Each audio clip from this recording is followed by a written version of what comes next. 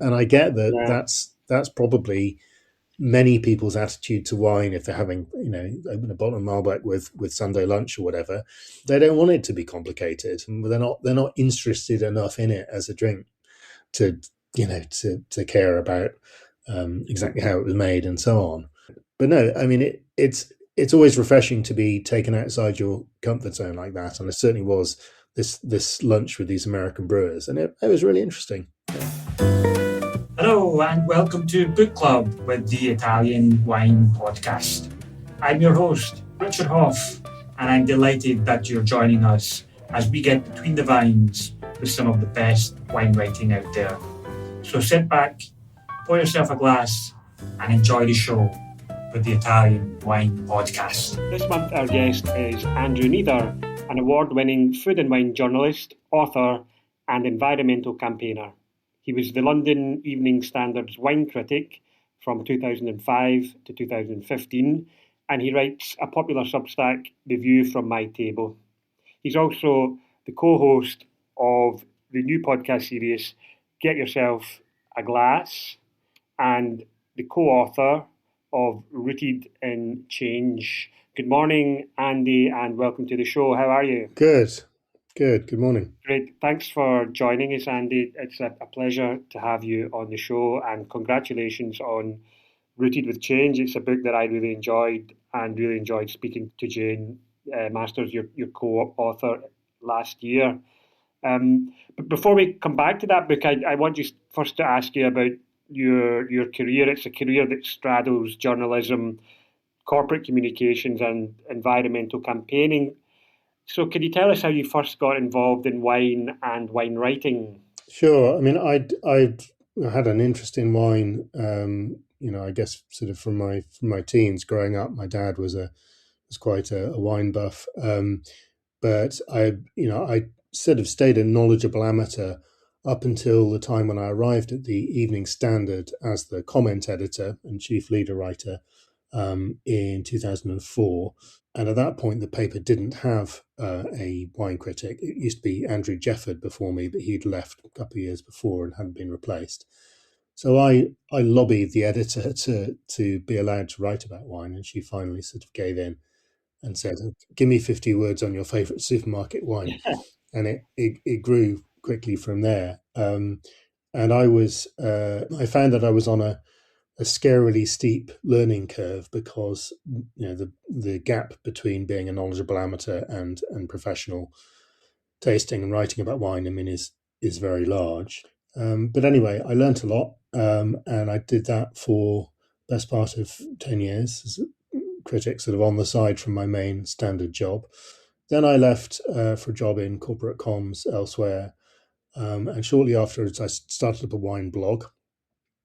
And then that's sort of fizzled during the pandemic, but I relaunched it a little over 2 years ago. And then I left my sort of corporate comms day job a little over a year ago, and I'm now freelancing, writing mainly about wine, some about food, full time. As you mentioned, I've got my weekly blog, also my podcast now on wine with my good friend Victoria Moore, the Daily Telegraph's wine critic, and then this book which I did with Jane Masters MW, which appeared in October of last year, Rooted in Change: The Stories Behind Sustainable Wine. Excellent, and we'll come back to one or two of those topics, the ups and downs of being a freelance wine writer and the book. But you mentioned your dad there, Andy, and you, if I remember correctly, you wrote a really heartwarming article on your Substack about your dad and how he influenced your interest in wine.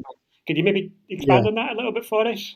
Yeah, I mean, it was a piece I wrote a couple of years back now, but it's for the Jancis Robinson Wine Writing Awards. It was basically my dad was a university lecturer. He taught language teachers basically, but he's always been a French and German specialist. And he always had this great love of France and things French, and obviously there were family holidays there. And he was interested in wine always as well. He didn't necessarily know that much about wine, but he knew more than most other English people around him, and he was he has a very sort of inquiring mind. And so essentially, I guess I grew up thinking that wine was an interesting thing, and when I was old enough to start enjoying it with him, and at the age of I suppose about 17, um, I did, and it's it sort of went from there. And obviously, I mean, he's in his late 80s now, but obviously, I've my wine career has gone in a very different direction to his, I guess. But we still enjoy wine together. Mm-hmm. Yeah, it's a really wonderful article, and I'll put a link to that in the show notes so our readers can enjoy that as well. It's on the Jancis Robinson wine writing competition. So yeah, I really wonderful piece of writing. You took the dive, you left the corporate communications world behind you. So how have you found that? What are the challenges? What are the opportunities? Well, I mean, I found it great. I mean, I should say, obviously, one of the biggest challenges for any freelance wine writer is money and making enough money off it. I'm extraordinarily lucky like that. I'm actually sort of semi-retired. I mean, enough to be taking a couple of different employer pensions, and so that subsidizes this very very unlucrative journalistic career that I have now. Yes. I mean, I know, of course, I've got lots of friends who are full-time wine writers, younger than me, still needing to work full-time.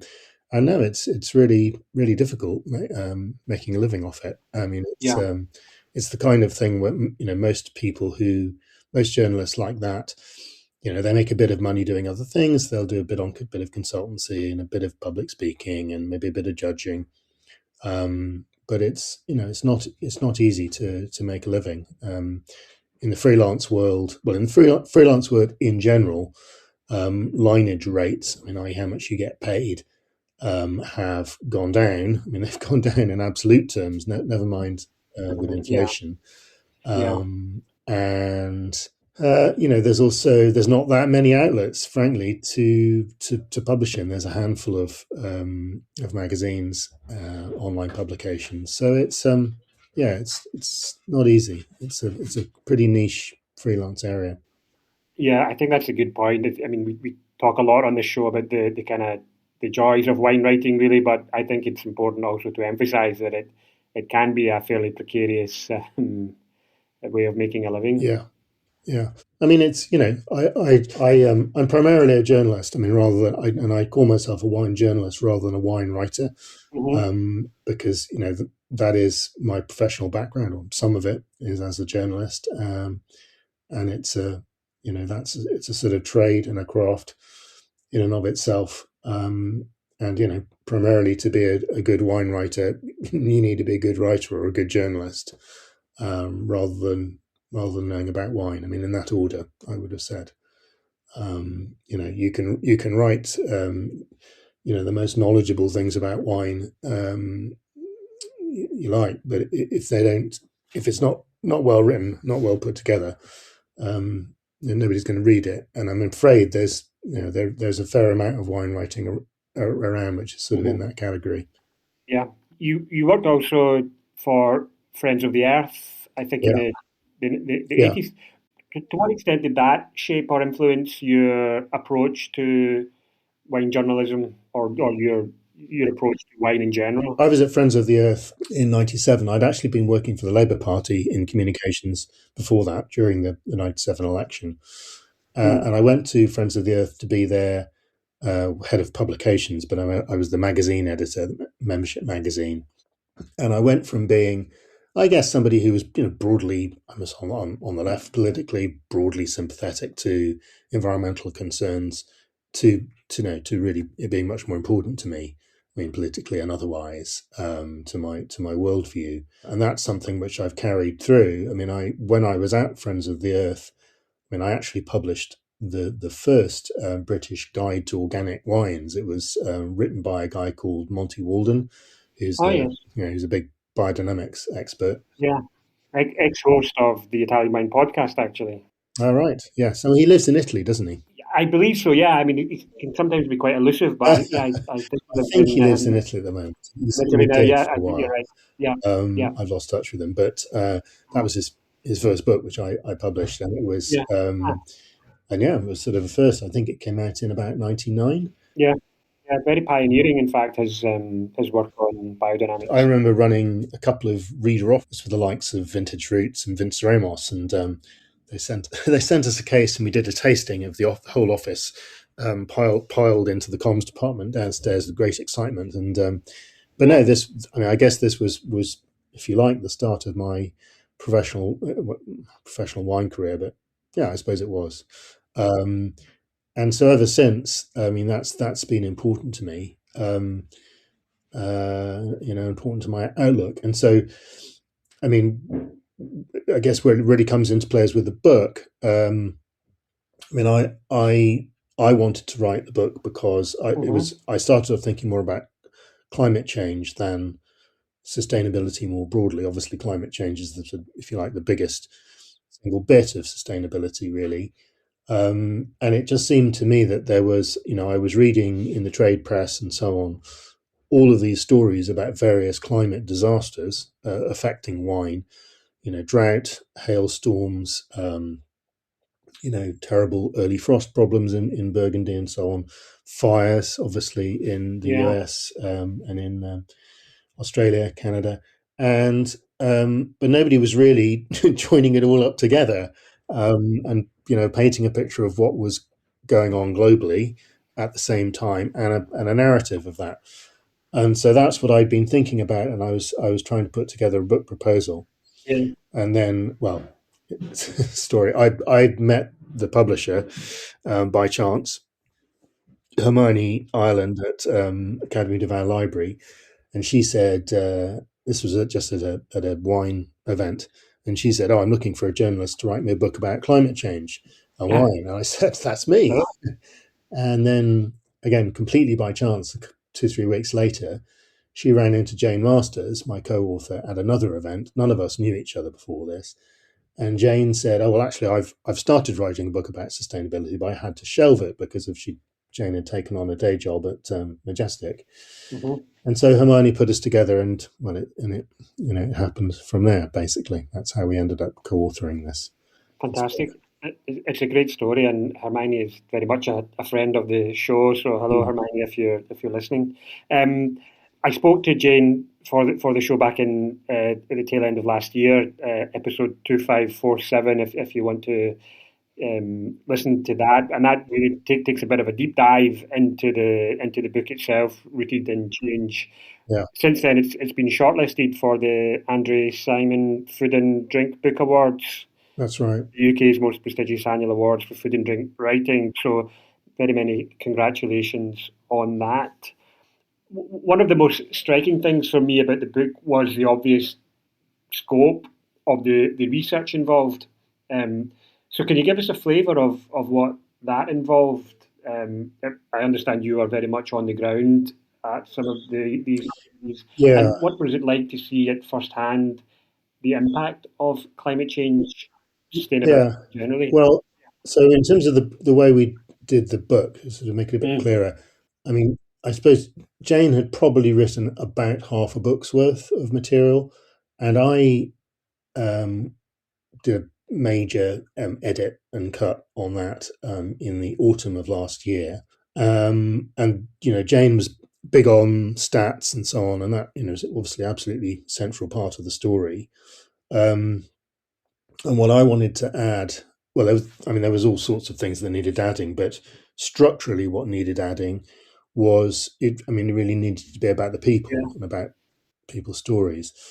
And so it was with that in mind. I mean, even though there was other stuff stories that I could bring to bear, the main part of my research, active research for the book, was going out on the road in the first sort of 4 months of last year, all around the world, looking at best practice essentially. So I mean, we're talking to people who are doing it well, and it was brilliant. It was, for a start, I visited wine areas that I'd long wanted to, but had never actually got to. So, for instance, South Africa, Argentina, Chile.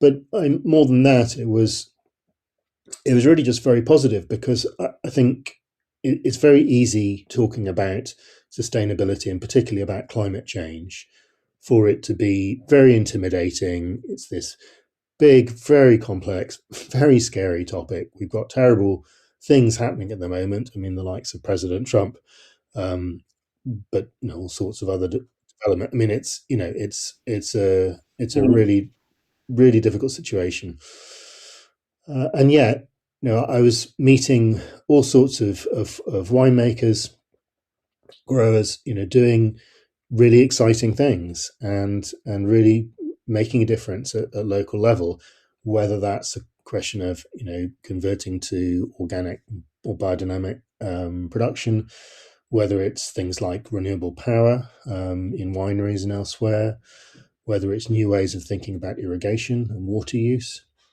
and then well, that was on the ground, sort of in vineyards. I mean, the other sort of type of research that I did, that we did together, actually, Jane and I, we went to a series of bottling plants. I also visited bottle factories, Yeah. and a big recycling plant as well, because I Yeah. mean, I think it's fair to say that very few wine writers take much interest in. Yeah, Yeah, absolutely. That again is one of the more striking elements for me of the book. That those passages on these absolutely monolithic plants for bottling and recycling, they were really yeah, interesting to read about. and I mean, it's an entirely different kind of perspective. When you're talking to winemakers, I mean, they're farmers basically, and Yeah, industrial processes, are just that much more complicated, and at this mind-boggling scale.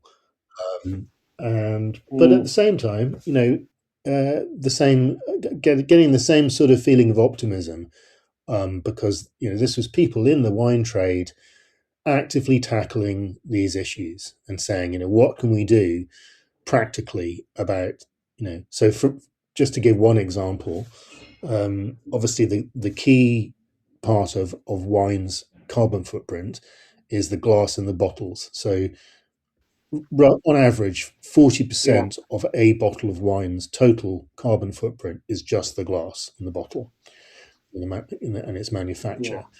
Um, if the average Bordeaux bottle is between 500 and 550 grams, um, you can easily reduce that to around 400. So you're saving, sort of 20%. yeah, yeah. Just there, it's a big saving. I mean, you can make bigger savings than that on it. I won't get into it, but it's people taking that, producers taking that decision, um, actively engaging with the problem, But, and reducing their carbon emissions. It's very encouraging. yeah. What are the reasons that why wouldn't a producer do that? Is it to do with the prestige of, or Yeah, the apparent prestige of a heavier bottle? yeah. I think the certainly the heavier bottles. I mean, the heaviest bottle I came across was at a producer in Chile, and it was 1.2 kilos. That's the kind of bottle where you pick it up and you're not sure if it's empty or if there's still wine in it. Yeah, I mean, it's yeah, yeah, but I said to them, I mean, what's this about? And they said, oh, we know it's really heavy, but it's our main product in the Chinese market, the sort of luxury end. This was their top cuvee, and there's just these perceptions that it needs to be big and heavy, and you actually get quite a lot of that in Latin America and parts of the Latin American market as well. I mean, Argentine bottles were particularly notorious for this. presumably, though, they're selling in lower quantities, which would maybe, I don't know, I'm just trying to Yeah, play devil's advocate here, but presumably they're not no, accepting those in the same kind of numbers as. that's true. Yeah, That's true. anyway, I it's, actually challenged a French producer I was at for a sort of uh, a regenerative conference last week, and their top cuvee was indeed that's probably about an 800-gram bottle. And I said, mm, "Come on, what is this?" And he said, "Oh, it's just our top cuvee, and it's only 1,000 bottles or whatever." yeah, okay. Yeah. But I mean, further down, I guess down the market, I mean, the more larger volumes. There's a lot. They're not quite in that egregiously Ah, heavy bottles, but they're still in bottles that are heavier than they need to be. sure. And I'm not really sure what the. What everyone could just shift downsize a little bit. That would be. Well, I mean, this is the main idea of the bottle weight accord, which has been worked out by the Sustainable Wine Roundtable, and Mm, this is a partnership between them. Well, they've brought together a load of big retailers and porters. So I think Tesco, Waitrose, various importers, including Boutonneau, and there are various producers. So Concha y Toro in Chile, the largest Chilean producer, they're on board, and the goal of it is to reduce all of the bottles that they sort of make, sell, import, whatever, to 425 grams by the end of this year. And that's really a big impact. And it yeah, obviously, if you get a retailer the size of Tesco telling producers, right, we're not going to take anything, it's still wine, obviously, yeah, you need more for sparkling. We're not going to take anything over that. That has a huge impact. I mean, and it has an impact beyond the products that they sell. And so yeah, it's again, it's really encouraging that that's yeah, happening. I mean, but bottle weight. I mean, it's almost some of the sort of low hanging fruit, if you like, yeah, yeah, for reducing your emissions. But no, there's a lot of room for improvement there still. yeah. And just one of the very, very many topics and challenges that reducing change confronts. Yeah. Can I put you on the spot just for a moment and ask about Italian wine? And did you find any evidence of best practice in Italy or with Italian wine producers, or any particular issues around climate change or sustainability that impacted the Italian wine scene? I mean, I'll be honest. There's less on Italy in this book. There are various regions that there's less about Hmm. in the book. Italy is one of them. There's less on Australia as well, and it's partly it's just time and time we had to research, and it's Yeah, sure. in terms of Italy.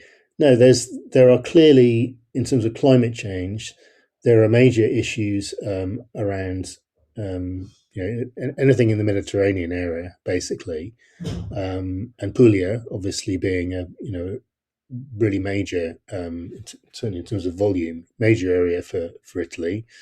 Um, I haven't seen specific predictions, but it must be having a major effect in terms of heat and in terms of water.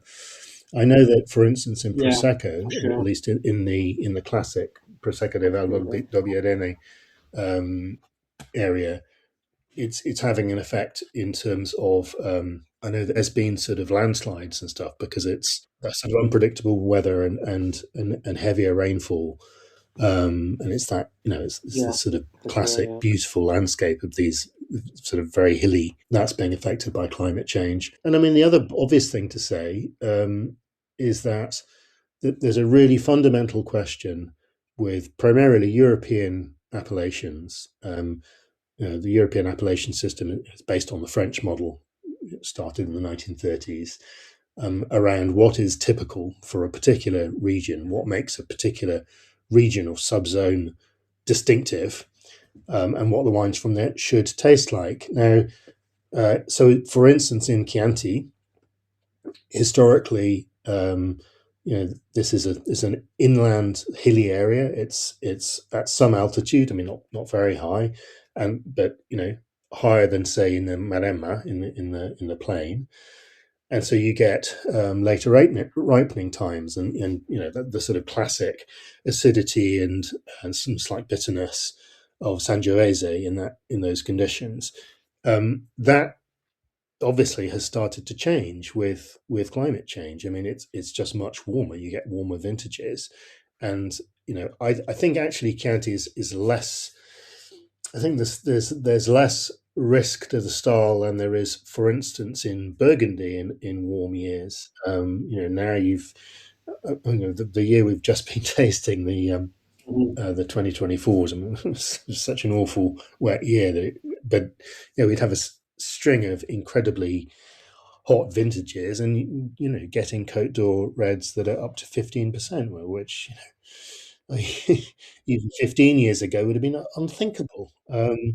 And so there's similar sorts of challenges in Italy around Yeah, climate change. absolutely. I mean, one argument I've heard is that Italy is to some extent insulated from climate change just because of the sheer diversity of its climate, its geography, and its vast number of different grape varieties that Yeah, are, to some extent adaptable. So, yeah. I don't think Italian wine has got the sort of existential threats that some regions do. I mean, for instance, mm, Catalonia in Spain, yeah, which has suffered really serious yeah, droughts over the past few years. There's real questions about how they deal with that. Chile is the obvious example where um, really catastrophic effects, long-term effects on rainfall, and really calling into question the viability of the wine industry in parts of the country. But there's a strong organic movement in Italy as well, which is yeah, encouraging. Italy also has a sort of strong industrial base in things like hmm, glassmaking. So it's important that they take on yeah, board these sort of absolutely. lessons. To shift the mood slightly then from existential threats to causes for optimism. A recent Substack article you Mm, wrote was entitled "Why I'm Excited for Wine in 2026." So, amongst all this gloom, you mentioned some of the headwinds. I think they've been euphemistically described as in the press yeah. around tariffs and declining consumption rates and domestic and international duty reforms and neo-prohibitionism and climate crisis. What is giving you cause for optimism in 2026? Well, I think for a start, I mean, I would say there's a lot of gloom in the wine industry internationally at the moment. Quite a lot of that is really because of this is really the American situation and people sort of Mhm. extrapolating from that. Wine sales right now in this country are kind of flat. I think the problems that the industry has are are really more about there's a whole bunch of sort of business conditions around the industry. I mean, we've had pressure from inflation. We've got pressure on things like duty rates, business rates affecting actual premises. The pub industry and the restaurant industry are hurting here, and obviously that's serious for wine. But I would just hesitate uh, to think things are quite as gloomy as you might from kind of top line American sales figures.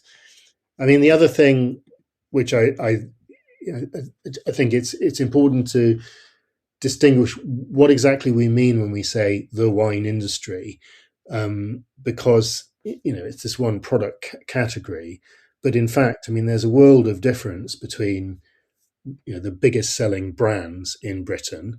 Hardy's Mm. is the biggest selling brand, or take something like 19 Crimes. These huge. They're produced by these enormous conglomerates like Treasury Wine Estates and Accolade and so on. What happens to those, I think, is really rather different than what happens to, for instance, most of the wines that I write about, which are they're Yeah. mostly made by independent producers, often quite small producers. And I think what's happening amongst those kind of producers I mean, really right across Europe, in Italy, for instance, but also in, Spain, France, Greece, Germany. I mean, is really exciting at the moment, And I mean, I was from an Italian perspective. I mean, I was out last January at the Grandi Langhe tasting, and I Oh was yes. Yeah.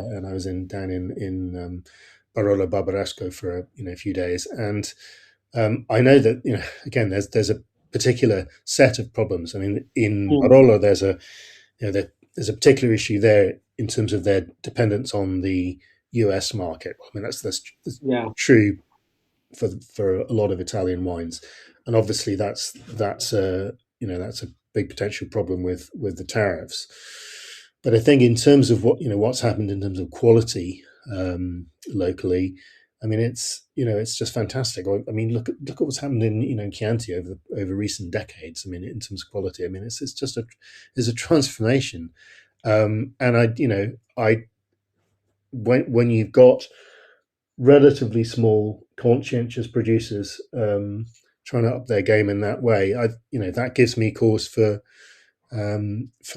optimism about the future. Yeah.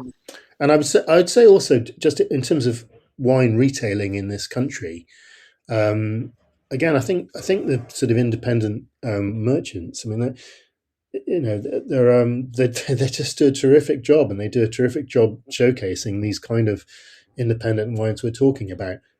That's not to minimise in any way the sort of pressure that they're under.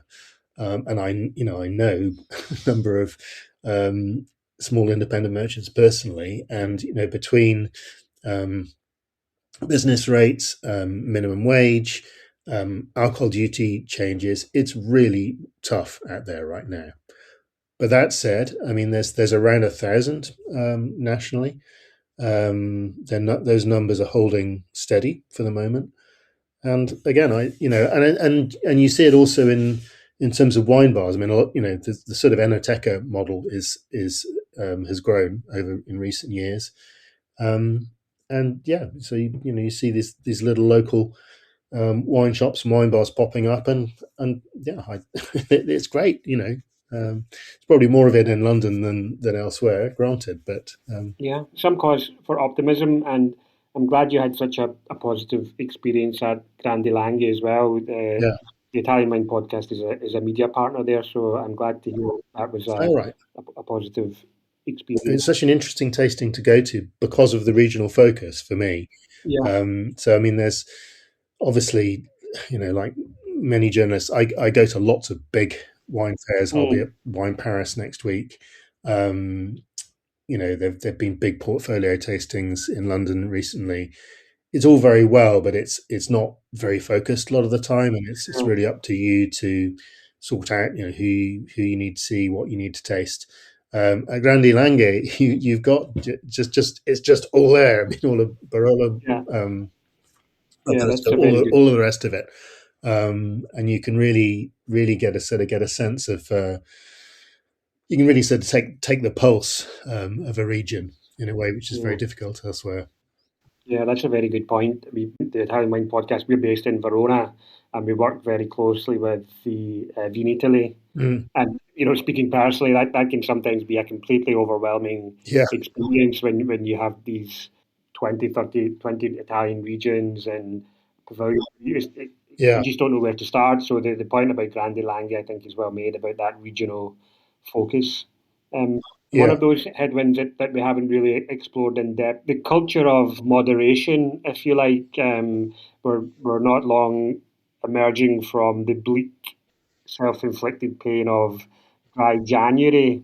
I recall, I think you've had a few words to say on this Sure. culture of moderation. What's your take on that, and how should the wine sector respond? Well, I guess the culture of moderation. I mean, I'm, I'm all in favour of people drinking responsibly, obviously, but I don't. I Hmm. think that the first thing to say is that most of the efforts to get people to drink less really come from a quite illiberal position. I mean, the so-called neo-prohibitionists, these various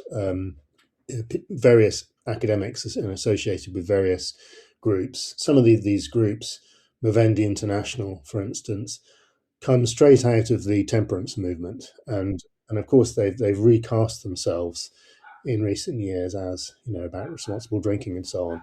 But their background is stopping people Mm. from drinking entirely, and the kinds of changes which they've recommended or they lobbied for in notably Canada and the US, also Ireland, where there's been the cancer warning labeling issue.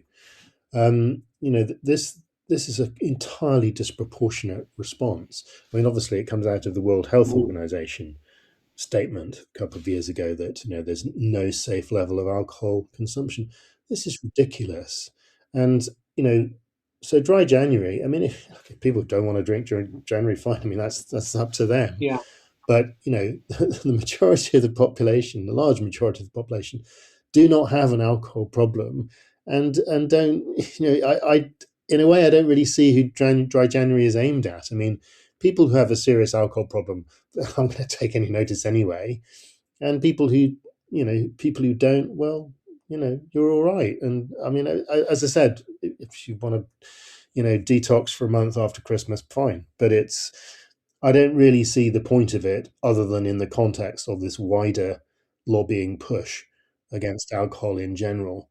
I mean, I've said things about the no and low alcohol product Yeah. sector, and you know, in the way that these things work, sort of in the media.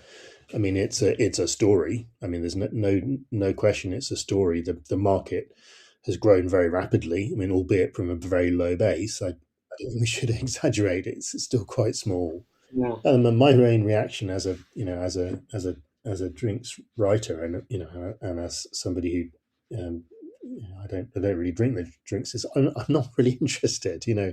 And I mean, I get that industry publications are going to end up running stories on it, but it's just I just don't think it's got anything to do with wine. And I mean, again, if people want to drink those drinks, well, fine. And I'm the companies that make them. Well, I mean, of course they're trying to push them and trying to sell more of them. And I mean, good luck to them. But I just I just don't think that the wine world should get quite as hung up on it as they are. And I think the fact that they are reflects it's a primarily American story about falling consumption and falling sales amongst those sort of entry level brands, and I think that's really being magnified out, on a global scale through the industry. Okay. So you won't be reaching for a bottle of Elton John's Zero anytime. I won't. I really won't. Although I have to admit, my friend Victoria, who I do the podcast with, did kind of convert me to one kombucha that we tasted. I mean, it's tasty. So I mean, I drink it once in a while, but it's not my number one Okay. choice. Let's move on. You mentioned a thriving wine scene in London and the emergence of these kind of Enoteca style bars. Yeah. You wrote about a recent trip to Glasgow where you explored the city's food and wine scene. I'm originally from Glasgow, so I'm very interested to hear Okay. your views and your experiences there. Yeah. Well, I had a lovely time in Glasgow. I mean, I was hanging out with old American friends who happened to be there, and no, I thought it was really. I mean, this, as I wrote about on my blog, I think it's a really interesting. I guess a sort of diversification from what was originally this pretty hard drinking bar based culture to something much more diverse. And I had some really great food while I was in Glasgow, and in some of those restaurants there were very decent wine lists. I didn't eat at the any of the Michelin starred ones.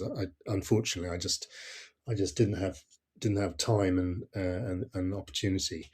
I mean, the only thing I would say in Glasgow, with there's sort of room for improvement, is there aren't a lot of just wine bars. I mean, the kind that we're talking about, the sort of Enoteca style. Yeah, I mean, there's this one in the centre called Malo, which is really fun and has a great wine list. But most of the other ones they're primarily restaurants. I mean, there's places with good lists, like, I mean, for instance, Sylvan is a vegetarian restaurant and has a nice list, but it's not primarily a bar. And yeah, various other places I went to similar to that. So it seemed to me that Glasgow's wine bar culture has still got a way to go. yeah. But there are some good signs and positive signs of it emerging from a predominantly kind of beer pub Yeah, destination. I mean, Glasgow, in my experience, has always been a great place for pubs and clubs and music and food as well. From Indian restaurants, but Italian yeah, obviously as well. So I've always had enjoyed growing up very much in Glasgow. But yeah, never really. I left Glasgow probably 20 odd years ago, but never really got into wine in Glasgow at all. Yeah, I mean, even when I was growing up there, in the pub, you would basically have the choice of a heavy or a lager. And if you wanted something more exotic, it would maybe be a lager tops, but yeah, that was about it. yeah. I have to say, I didn't drink any wine in Glasgow pubs, but then I don't drink wine in English pubs either. Come to that. Yeah, that's interesting, and something I want to ask you about. Mm.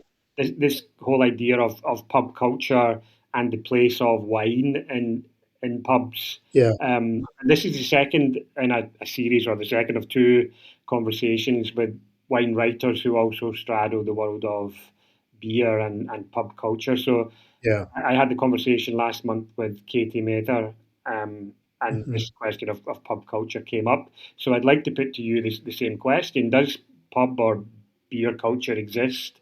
We talk about viticulture, obviously, and we have done for centuries, but what about pub culture? What does it mean? And is it a real thing? yeah. I think absolutely.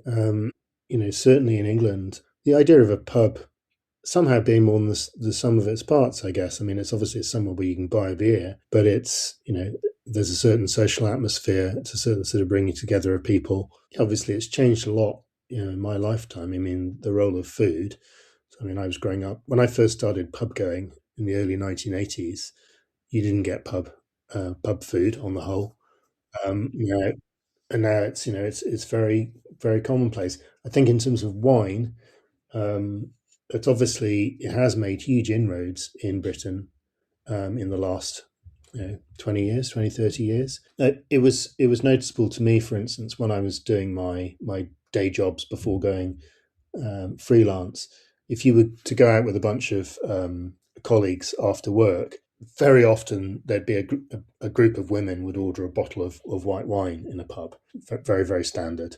And that certainly wasn't the case when I first started pub going. It's much more accepted now. I mean, it may be in my generation, but I can't really order anything except a pint when I Yeah, go into the yeah, pub. But I mean, it's also because the selection yeah, isn't normally absolutely. that good. Personally, I Yeah, associate yeah, pubs and and pub culture more with beer. But I mean, there's plenty of people, plenty of women who would never drink beer, and I get that. yeah. Yeah, absolutely. I mean, one of the things I love about returning home to either Glasgow or London, Mm. and it's just going to the pub. Yeah, And although I appreciate that it has been a tough time for pubs in recent years, there is, I think, also perhaps the emergence of, or the re-emergence of, good quality pubs. The best pubs seem to be surviving and thriving, and the emergence of better quality beer and craft beer and ale and the whole culture around it. yeah, I would even just go to a dingy old, what I would call an old man's pub in Glasgow, and enjoy the pleasure, the simple pleasure yeah, of that. Are some cultures more predisposed to pub culture than others? yeah. I don't think pub culture really exists in Italy, for example. So why are some cultures more predisposed than others? That's a really good question. I don't know. I mean, it's what is it about a pub? I mean, it's different to a bar in Italy or France Absolutely. or Spain for that matter. I don't know if a beer culture, and obviously certainly England, Wales, Scottish Lowlands were originally beer drinking cultures rather than wine cultures or spirit cultures, and I don't know if that makes a difference. I'm not sure. I'm not sure, but Yeah, it's certainly true that it's a different kind of environment. yeah, absolutely. I mean, one thing that Katie and I came up with in our conversation, or something that emerged was, I mean, the pub, if you like, the public house is just that. It's a public house. It's a place where a social space where people can come together. And in Italy, anyway, that place is the piazza, Yes, that's true. and that's got something to do, I suppose, with the climate, the lifestyle. So people naturally come together, whether it's on market day or Sure. Yeah. I mean, partly to do with climate. the terrible weather in Glasgow. You wouldn't really want to hang Yeah. about in George Square, and No. Well, I mean, thinking about it, I mean, in Spain, neighborhood bars fulfill that sort of culture to a degree. Yeah, I think in France, at least traditionally, bars were more associated with drinking or the cafe, and they're historically there were quite a lot of drunks just sitting there soaking up pastis. I mean, that said, I think when my mother was growing up in the sort of 1950s, pubs weren't really somewhere that ladies were seen, yeah, and there was a very limited range of drinks that it was acceptable and ladylike for them to order in a pub. yeah. So I think those things have changed here as well. Absolutely. And again, it's a point well made, one that we discussed last month with Katie as well. I just find it a fascinating topic. So it's one that I will definitely pursue in some form or another. What about the topic of beer writing, and how does that world, or how does beer writing compare to wine writing? Personally, I've only really recently started to devour beer writing, but I'm really impressed by what I've read. How easy is it to straddle the worlds of beer and wine writing? Are you writing for different audiences? Is there a different tone or a approach? I think the strange thing is really how separate those worlds are. I mean, I have occasionally written things about beer, but I have to say it feels like quite a different world. And I was at a beer tasting last year. I think it was last autumn. It was a visit by the US Brewers Association to the UK. They do it annually. They bring over a bunch of craft brewers and their beer, and then there was a sort of tasting lunch at a London restaurant. Hmm. And sitting there listening to these people talk about it, and then I was actually sitting across from Melissa. I think it was Melissa Cole. She's a sort of well-known English beer writer. I mean, I didn't know who she was before showing up at this thing, and it is quite a separate world, beer writing, and it's the kind of thing where Yeah, I mean, like spirits writing, which is different again. I mean, it's I as I said, I do write about it occasionally, but I very much feel like I'm just not my home turf. I've written about pubs recently as well, yeah, and I share your interest in pub culture. Um, but I always think of in terms of my own consumption of beer, in a way, it's more analogous to your average wine drinker buying something not nothing very distinguished just because it sort of does the job basically. So I mean, I yeah. obviously I can tell the difference between a sort of a some kind of decent craft beer and 1664, but I'll probably drink the latter mostly because it's cheaper, easier to get hold of, and it just I don't know, just sort of does the job if get in the evening and just want a beer, and Does the job. and I get that that's probably many people's attitude to wine if Yeah, they're having open a bottle of Malbec with Sunday lunch or whatever. They don't want it to be complicated. They're not interested enough in it as a drink to to care about exactly how it was made and so on.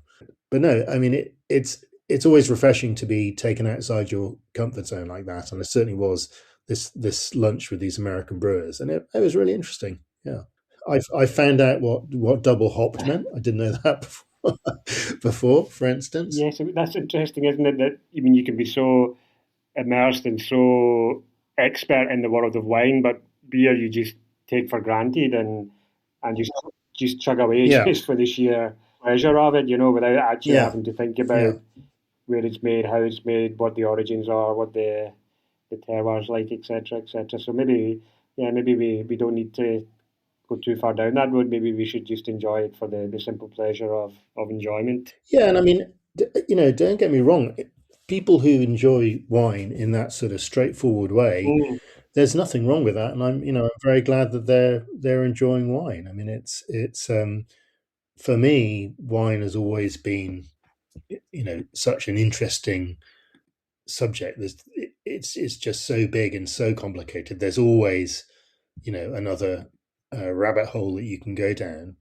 And so in a way, that to me, it's almost a sort Yeah, of an intellectual yeah, angle on it, which yeah, I don't have on beer because I've never looked. But no, I mean, I don't have any problem. People just enjoying yeah, yeah. enjoying whatever they enjoy for the simplest reasons. I mean, Excellent. it's fine. I'm glad they're Maybe just drinking that wine. pleasure for pleasure's sake, enjoying it just for the sake of enjoying it is one thing that the wine world can learn from the beer world. But I think it's true. And it's the most important thing. At the end of the day, um, you know, enjoying what it is you're drinking, enjoying the taste of what you're drinking, enjoying it with friends. That's the most important yeah, thing.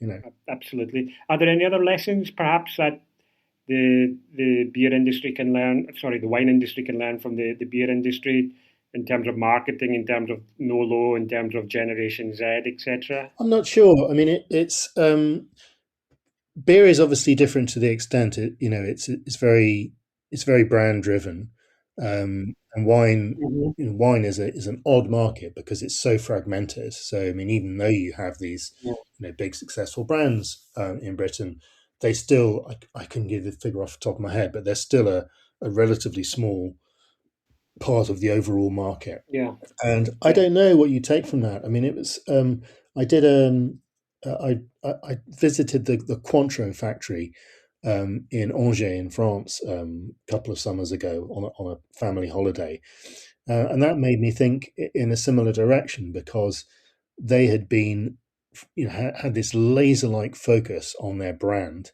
and on the way they marketed it from the very early years of the 20th century. I mean, well before World War One, they were thinking, um, you know, very carefully about how they marketed it, about the image, in a way that you just don't get with wine. And and I don't know how you read across from that those lessons from other bits of the drinks industry to wine.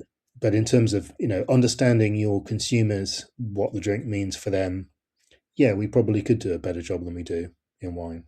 That's right. So in those respects, I'd say that beer or spirits are probably ahead of Yeah, us. yeah. I'm glad you found time to visit the Cointreau factory during your family holiday.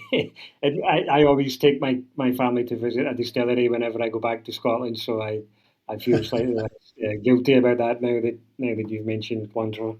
Tell us just quickly then before we close, because I'm conscious of time, about this new podcast series, Yeah, Get Yourself a Glass. absolutely. Well, I mean, I've known Victoria a long time. I mean, she used to be on the Daily Mail when I was on the Evening Standard, 20 years ago. We'd both been sort of thinking about doing a podcast, and one day, um, 6 months ago, she said, "Well, let's make this happen." And so, Mm, I mean, it's been fun. It's been interesting, essentially moving to another medium. So we're both print journalists by training and experience, yeah, and working in sound is so very different, and editing in sound. And because we don't make any money from it, so we can't afford a producer. So I do all the production, or I have done up till now. yeah, And so that's been a sort of steep learning curve, learning to edit these files. And it's just interesting, in I think journalistically, in terms of the way you express ideas, the way you explain things. It's much easier to sort of toss in statistics, for instance, in print than it is in the podcast, because if there's too many figures, you just lose people. And we're still learning. I think we've done 4 episodes so far, and the fourth episode, most recent one, which is about moderation and dry January, um, is our best so far. But mm, we're getting better every time. excellent. That's Get Yourself a Glass podcast, available, I presume, wherever you get your podcasts. Indeed, yeah. Okay. Before we close, I always ask my guests what they're currently reading for pleasure. So, what's on your bedside table at the moment, Andrew? Well, I guess the non-wine book I'm reading a book called Lone Wolf, which is by a guy called Adam Hmm. Weymouth. It's subtitled "Walking the Fault Lines of Europe," and it's about wolves in Europe and about their spread. or the sort of recolonization of large parts of Europe, and he follows a particular Slovenian wolf who had a radio collar on, and so scientists could track this wolf's progress sort of through the Austrian mountains, the Alps, and then down into Italy, where he finally found a mate. And I don't know.